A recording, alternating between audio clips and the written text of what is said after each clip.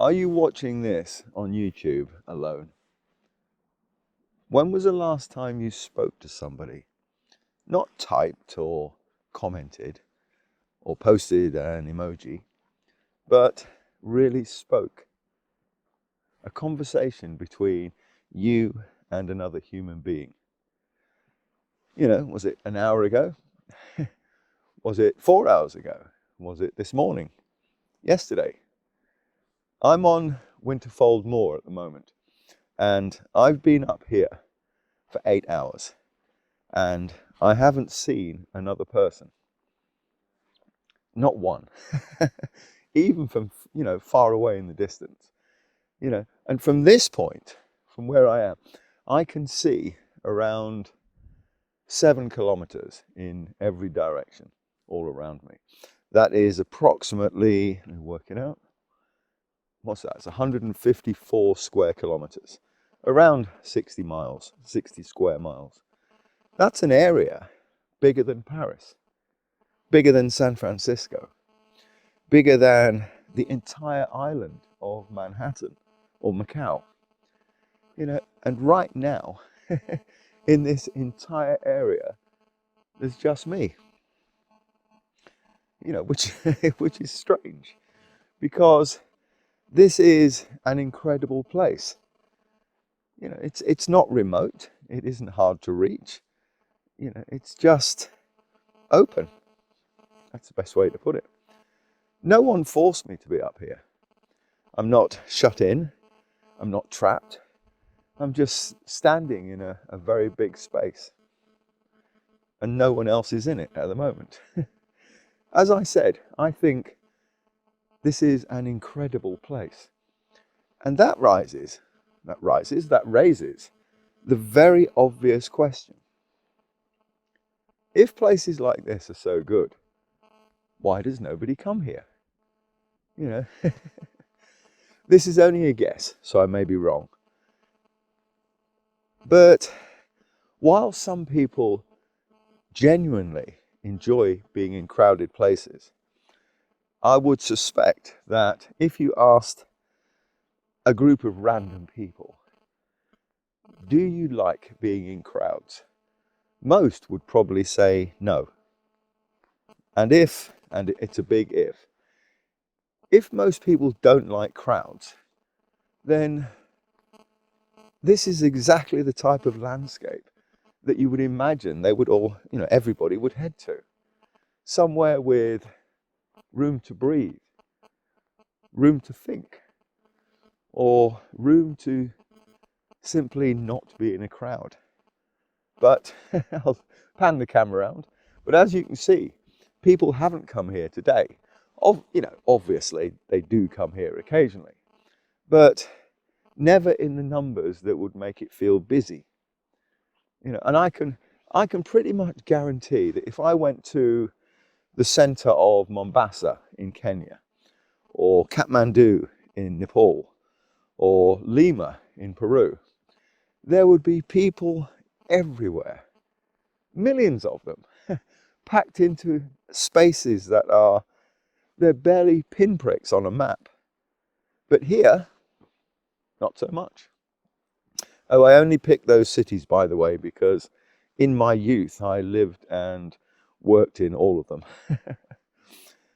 Of course, some experiences only work because, large numbers of people choose to be in the same place at the same time. I'm trying to think of some now.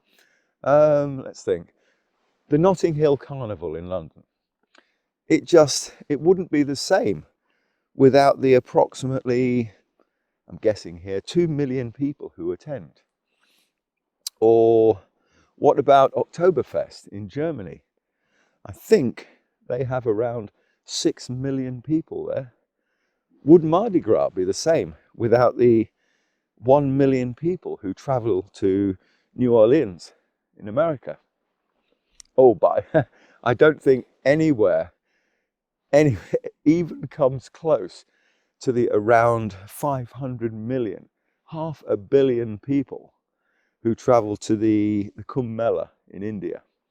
That's That is a lot of people. In those cases, I think it's the crowd itself that creates the experience. And you won't be alone. You can still feel alone in a crowd, of course. Many people do. But physically, you're surrounded by other people. The difference between what we feel and what actually is in reality, well, as part of Generation X, I'm probably not the right person to untangle that one. So I'll leave it at that. So back to the question. If asked, I would be one of the people who would answer, no, I don't like being in crowds. I went to London a few years ago. And do you know the thing that most astonished me? If you've watched any of my other videos, you'll know that I really enjoy history. And London is overflowing with historical sites. But what really stopped me in my tracks was the sheer number of people. As soon as you step outside in London, anywhere, there are people everywhere. On the pavements, in the stations, in the shops. They're not arriving or leaving. It's just a constantly moving mass of people, which is always there. It's a communal presence that never really lets up. And this made me wonder, as you do, about the human psyche.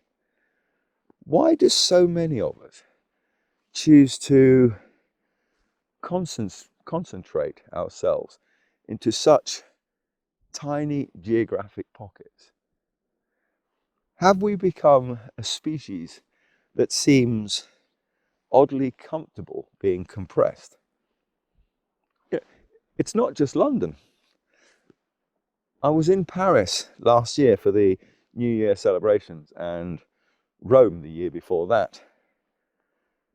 In cities like these, millions of people occupy spaces so dense that personal distance almost disappears.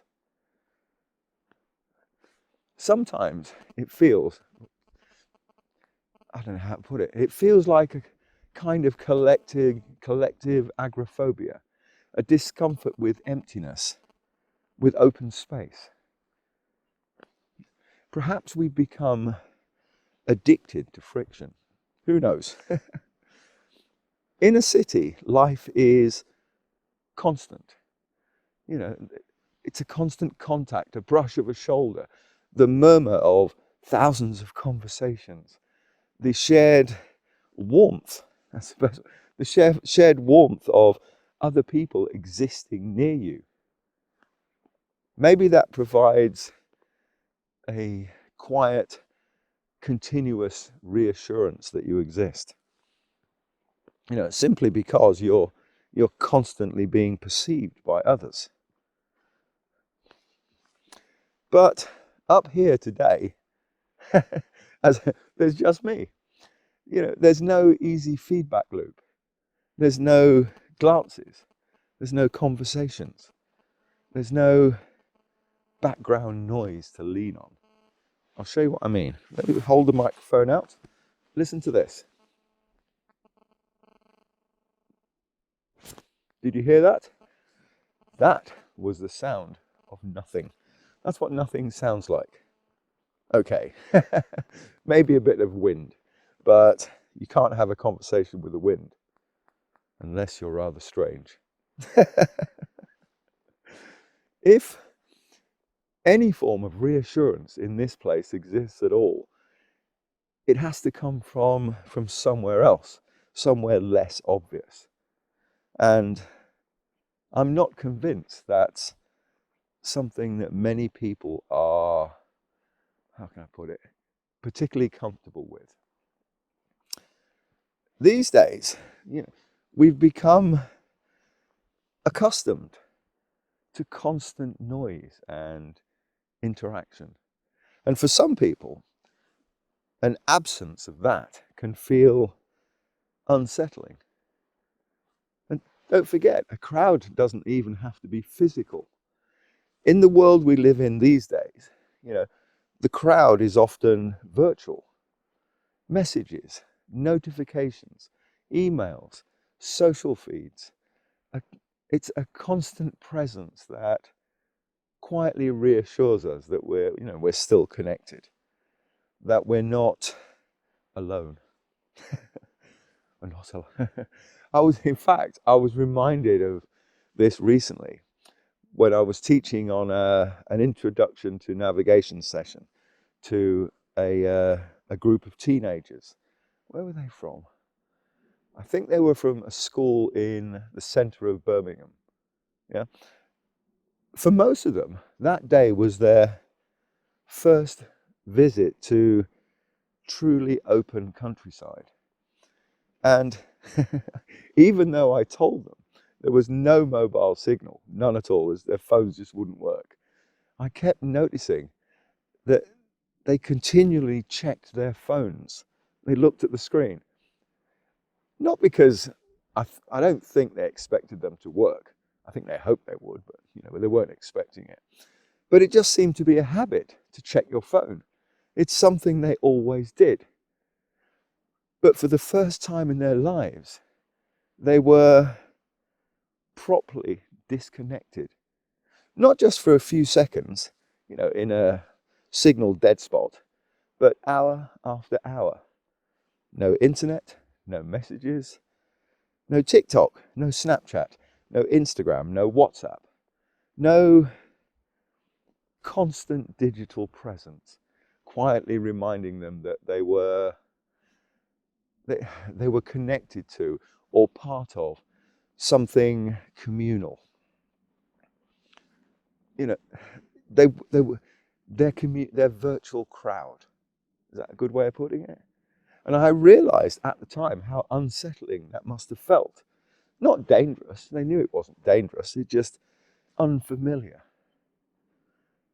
Some people see an open space as something to be conquered, to be developed or filled. As if an empty field like this is wasted potential. Yet, being up here today, I can't help but feel that something else may have been lost in the opposite direction. When so much human potential is squeezed so tightly together that it begins to grind against itself. Don't misunderstand this place, by the way. People have lived here since at least the Mesolithic period. So that's for at least the last, 11,000 years. In fact, people have existed in this area, there's been a human presence for longer than any city on Earth. We're not too far here from Star-Kar. Star-Kar is a very famous archaeological site. What I'll do is I'll put the link in the description. Check it out, or Google it. It's really interesting. But however long people have existed, in this area, today I haven't seen another person. Maybe there's nothing wrong with cities. Maybe there's nothing wrong with crowds. But I do wonder whether somewhere along the way we've learnt to dislike emptiness, and whether something quietly important has been lost when we stopped trusting ourselves to be alone. I know this is just waffle, I know. And I don't know about this, As I said, maybe it really is all just waffle. But I would genuinely like to know what you think. Do you like crowds? Or would you prefer empty spaces? Are you comfortable with silence? Or just the wind? Or would you always choose a constant hum of noise, of thousands of conversations going on around you? Let me know in the comments. Thanks for watching.